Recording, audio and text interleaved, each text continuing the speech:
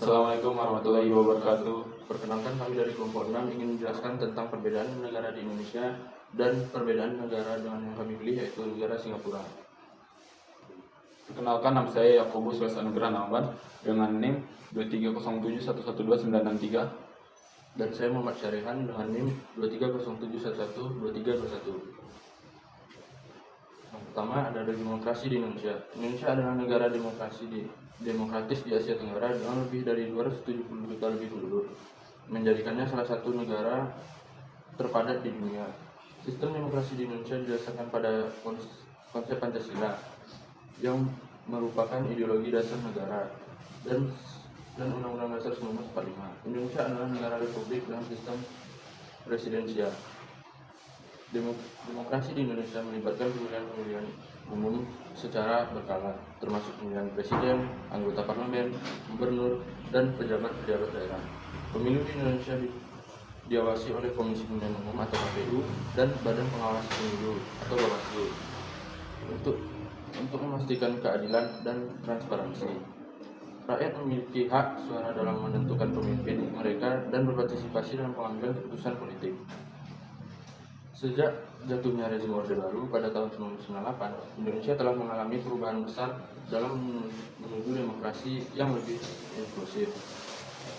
Saat ini, Indonesia memiliki lebih banyak partai politik yang bersaing, mendukung kebebasan pendapat, dan memfasilitasi rakyat dalam proses politik. Namun, demokrasi di Indonesia juga menghadapi sejumlah tantangan, termasuk korupsi, ketidaksetaraan, dan isu-isu hak asasi manusia. Upaya terus dilakukan untuk memperkuat lembaga-lembaga penegakan hukum, mengurangi ketidaksetaraan, dan meningkatkan perlindungan hak asasi manusia. Baiklah, saya akan menjelaskan demokrasi di Singapura.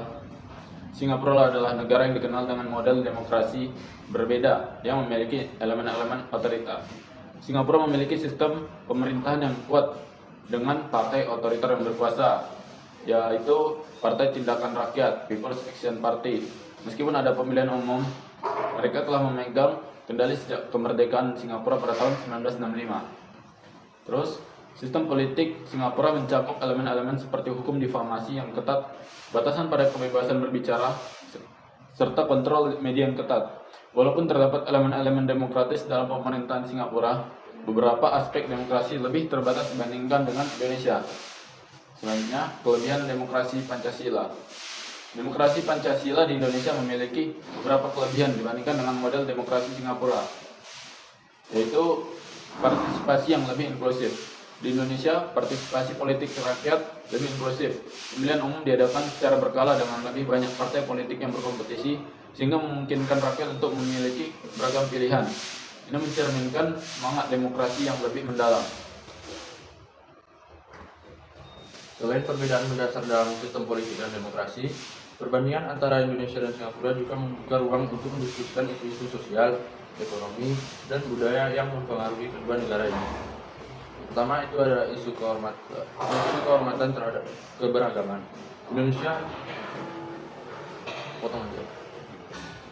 Pancasila menekankan pentingnya keberagaman agama, budaya, dan etnis di Indonesia. Meskipun ada konflik antar agama dan antar etnis. Belum aja.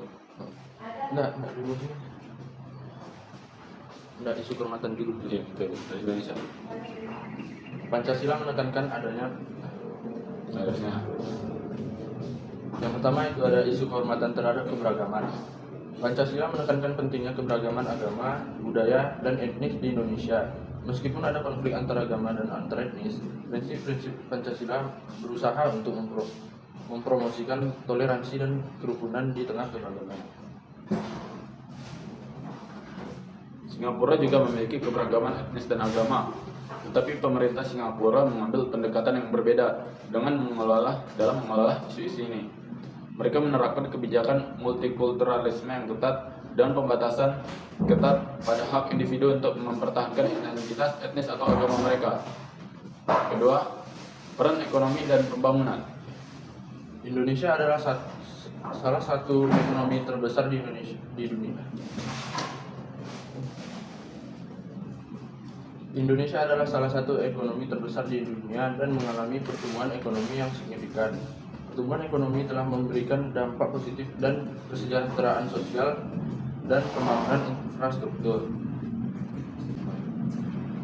Singapura memiliki salah satu ekonomi terkemuka di dunia dan telah mencapai pertumbuhan ekonomi yang mengesankan. Namun ketidaksetaraan sosial dan biaya hidup yang tinggi adalah isu yang perlu diatasi. Bicara dan media, Indonesia memiliki media yang lebih bebas dan lebih terbuka dibandingkan dalam negara Singapura. Meskipun masih ada kendala, media di Indonesia sering memainkan peran penting dalam memerintah dan mengkritik kebijakan yang dianggap merugikan rakyat. Dan dibandingkan dengan Singapura memiliki hukum yang ketat tentang difamasi dan pembatasan pada kebebasan berbicara. Media dikenal dengan kendala sensor yang ketat. Yang keempat ada hubungan internasional. Indonesia adalah anggota aktif dalam organisasi internasional seperti PBB, ASEAN, dan G20. Negara ini memainkan peran penting dalam diplomasi regional dan internasional yang sering berperan sebagai mediator dalam konflik regional. Jika dibandingkan dengan Singapura juga aktif dalam diplomasi internasional dan sering menjadi tuan rumah pertemuan tingkat tinggi antara negara-negara besar. Negara ini memainkan peran penting dalam perdagangan internasional dan diplomasi. Perbandingan ini menyoroti tantangan dan kesempatan yang dihadapi oleh Indonesia dan Singapura dalam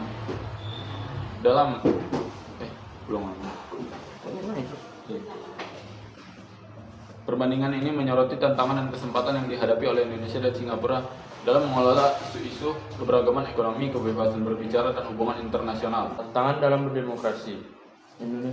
Meskipun Indonesia telah membuat kemajuan signifikan dalam demokrasi, Indonesia masih saja menghadapi sejumlah tantangan.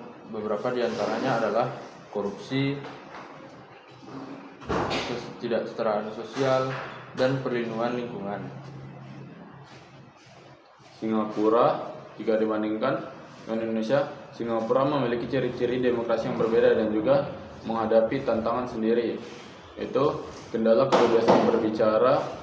Singapura dikenal memiliki undang-undang ketat yang membatasi kebebasan berbicara. Hukum difamasi yang ketat dan pembatasan media menciptakan lingkungan di mana kritik terhadap pemerintah sering dibatasi. Terus selanjutnya, ketidaksetaraan sosial. Walaupun Singapura telah mencapai pertumbuhan ekonomi yang luar biasa, ketidaksetaraan sosial tetap menjadi isu. Biaya hidup yang tinggi dan perbedaan pendapatan yang besar dapat menghasilkan ketidaksetaraan dalam akses terhadap pendidikan, perumahan, dan layanan kesehatan. Terus selanjutnya, keterbatasan partisipasi politik. Partai Tindakan Rakyat yang memegang kendali politik di Singapura selama beberapa dekade. Keterbatasan persaingan politik yang sehat dan akses yang terbatas ke partisipasi politik adalah isu yang perlu diatasi. Ada kelebihan demokrasi Pancasila. Demokrasi Pancasila di Indonesia memiliki kelebihan sebagai berikut, di antaranya ada inklusivitas. Pancasila menekankan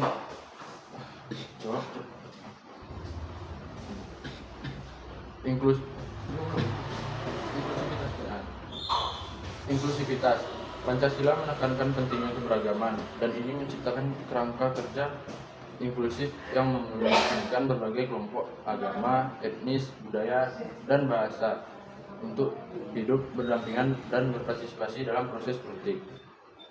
Lanjut ada partisipasi rakyat. Di Indonesia, rakyat memiliki hak dan peluang yang lebih besar untuk berpartisipasi dalam pemilihan umum dan pengambilan keputusan politik. Ini mencerminkan semangat demokrasi yang lebih mendalam. Perlindungan hak asasi manusia.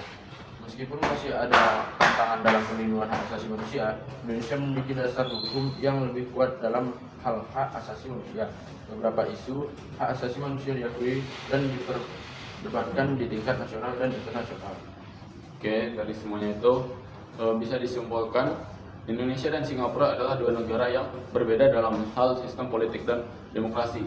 Demokrasi Pancasila di Indonesia menekankan inklusivitas, perlindungan hak asasi manusia, kehormatan terhadap keberagaman, dan partisipasi rakyat. Meskipun masih ada tantangan, sistem ini memiliki kelebihan dalam hal pluralisme dan perlindungan hak asasi manusia. Sementara itu, Singapura memiliki model demokrasi yang berbeda dengan elemen-elemen otoriter dalam sistem pemerintahannya. Singapura telah mencapai stabilitas politik dan pertumbuhan ekonomi yang luar biasa. Namun, beberapa aspek demokrasi seperti kebebasan berbicara dan partisipasi politik yang terbatas adalah isu yang perlu diatasi. Perbandingan ini membantu memahami keragaman dalam sistem pemerintahan dan demokrasi di Asia Tenggara. Pemahaman yang mendalam tentang perbedaan ini penting untuk melihat tantangan dan peluang dalam membangun sistem politik yang lebih inklusif dan menghormati hak asasi manusia di seluruh dunia. Terima kasih. Assalamualaikum warahmatullahi wabarakatuh.